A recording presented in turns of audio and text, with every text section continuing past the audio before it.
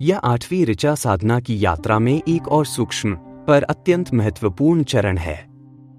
इसके दृष्टा हैं मधु, छंदा विश्वामित्र, देवता हैं मित्र और वरुण, और छंद है गायत्री। जहां पिछली ऋचा में साधक ने हृदय की कोमलता और सत्य की मर्यादा को अपने भीतर आमंत्रित किया, वहीं यह ऋचा उस भाव को और गहराई देती है। अब साधक केवल पवित्रता की कामना नहीं करता, वह सत्य में स्थित रहकर सत्य को बढ़ाने का संकल्प लेता है। यह ऋचा भीतर उस दृढ़ता के उदय का प्रतीक है जब स्नेह और सत्य एक साथ साधना को ऊंचा उठाते हैं। मंत्र है ऋतेन मित्रा वरुणावृता वरिधा वृतस्परिशा क्रतु बृहंत माशाथे। इसका शाब्दिक अर्थ है, हे मित्र और वरुण, आप ऋत के द्वारा सत्य को पोषित करते हैं और सत्य को स्पर्श कर उसे बढ़ाते हैं।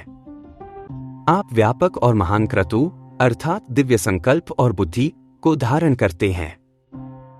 यहां ऋतेन का अर्थ है सत्य और ऋत के द्वारा, और वृत स्पृशा का भाव है सत्य को छूकर उसे पोषित करते हुए।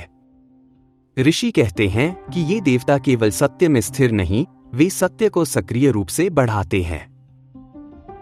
आध्यात्मिक दृष्टि से यह ऋचा हमें बताती है कि साधना केवल भीतर की शांति नहीं, बल्कि सत्य में दृढ़ रहने और सत्य का विस्तार करने की यात्रा है। मित्र हृदय में स्नेह की धारा बहाते हैं, वरुण मन में सत्य का अनुशासन स्थापित करते हैं। जब साधक इस अवस्था में पहुंचता है, तब वह केवल शांत नहीं रहता, वह भीतर से ऋत का साधक बन जाता है, जिसमें करुणा और धर्म एक साथ जगते हैं। यह वह चरण है जहां साधना व्यक्तिगत साधना से विश्व साधना में बदलती है, जहां साधक सत्य को जीकर संसार में सत्य और पवित्रता का प्रकाश फैलाता है। दार्शनिक रूप में यह ऋचा कहती है कि सत्य स्वयं को बढ़ाता है। प्रकृति का नियम है, जो सत्य है वह बढ़ता है, जो असत्य है वह क्षीण होता है। मित्र वरुण वह ब्रह्म शक्ति हैं जो इस नियम को धारण करते हैं। क्रतु बृहंतम बताता है कि जब मन सत्य में स्थित हो, तब बुद्धि व्यापक होती है, संकल्प दिव्य होता है और कर्म ऋत की धारा के अनुकूल चल पड़ते हैं। यह वेद का दर्शन है, व्यक्ति का विकास तभी पूर्ण है जब वह सत्य में जिए और सत्य को बढ़ाए। व्यावहारिक रूप से यह मंत्र हमें प्रेरित करता है कि जीवन में केवल ईमानदार होना पर्याप्त नहीं, सत्य को बढ़ाना भी आवश्यक है। पवित्रता केवल अपने लिए नहीं, दुनिया के लिए भी होनी चाहिए। ऋतेन वृधाव कहता है, सत्य से जियो, सत्य से बढ़ो और सत्य से दूसरों को भी उठाओ।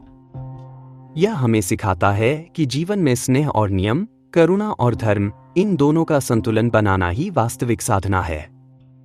जब मन कोमल हो और संकल्प दृढ़, तभी कर्म उज्ज्वल और फल मंगलकारी होते हैं।